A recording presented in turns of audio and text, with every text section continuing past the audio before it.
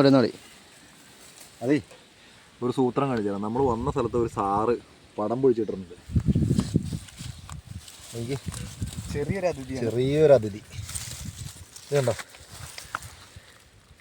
ചേരയാണോ അതോ മൂർക്കനാണോ? മൂർക്കൻ്റെ പടമാണോ? നല്ല സൈസ് സാധനം ഇത് കണ്ടോ. ഇങ്ങനെ വന്നിട്ട് ഇത് ചേരടാ. ശരിയാണോ? ചേര ഇത് കണ്ടോ